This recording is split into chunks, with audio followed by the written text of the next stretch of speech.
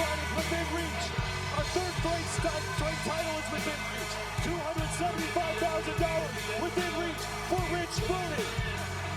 And Rich Bruni is the fittest man on the planet for the third straight year.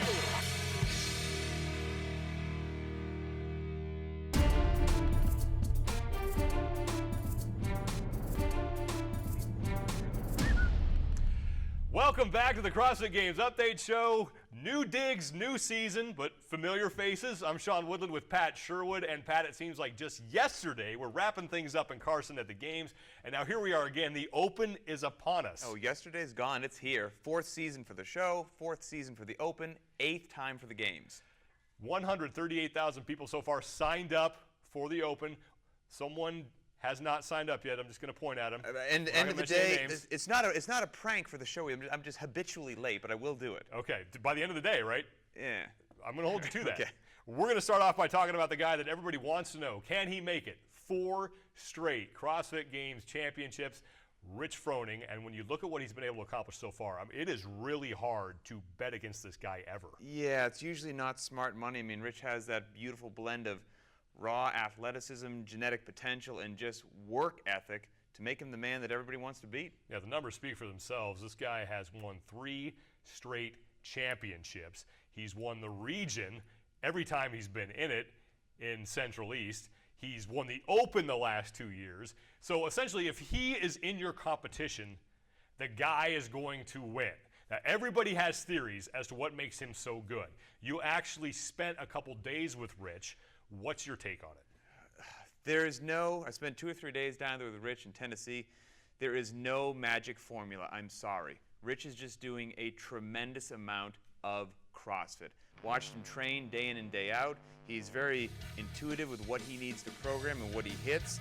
We did 12 workouts in 2 days, okay? 12 workouts. The guy barely eats.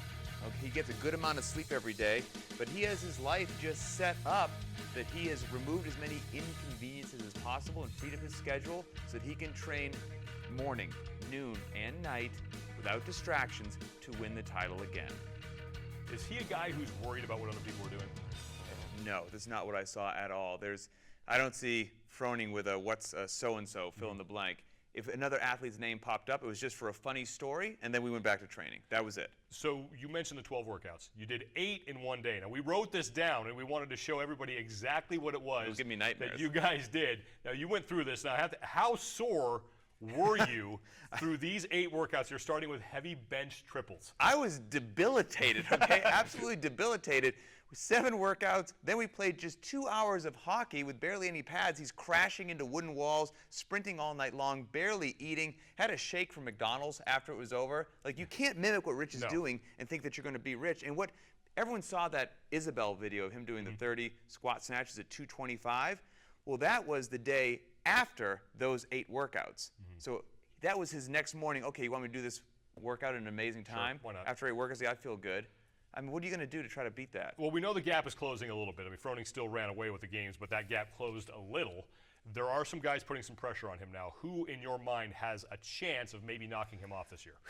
Every male athlete should be gunning for him, but a few definitely pop into my head. The first one would have to be Garrett Fisher. I mean, this guy just came onto the scene hard as nails last year as a rookie, 22 years old, took 5th, trains with Khalifa, an extremely well-rounded and dedicated athlete.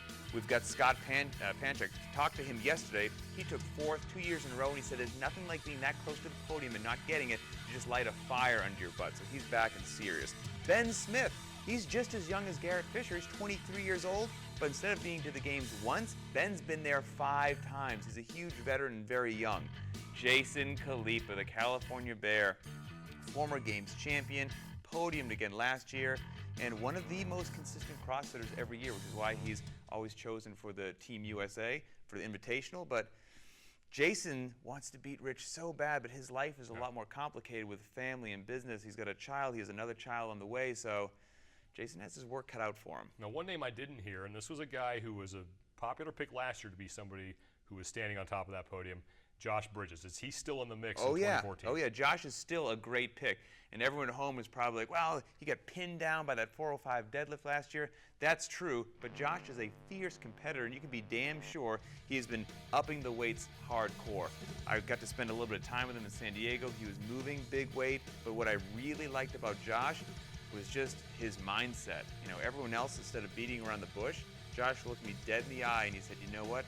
A lot of people are not willing to put in the hard work and the sacrifice and dedication to beat Rich Froning, but I am.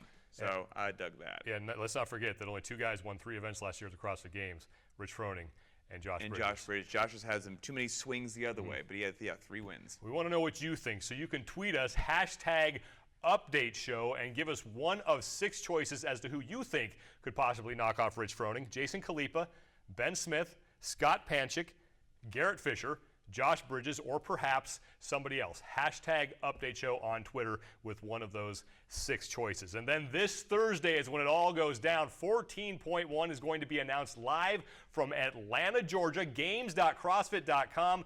5 p.m. Pacific time. We're going to announce the athletes later on in the week, so stick around for that. And then after the event, we'll have complete wrap-up coverage called The Cool Down. We're going to have the athletes out there with Dave Castro and Rory McKernan. We'll be fielding your questions from social media, so it should be a lot of fun. That's going to do it for us. But tomorrow, Nicole Christensen steps in. We'll be talking about the women's side. Annie Thorisdottir and Julie Fouché are back in action. What does that mean for the women's competition? For Pat Sherwood, I'm Sean Woodland. We'll see you tomorrow.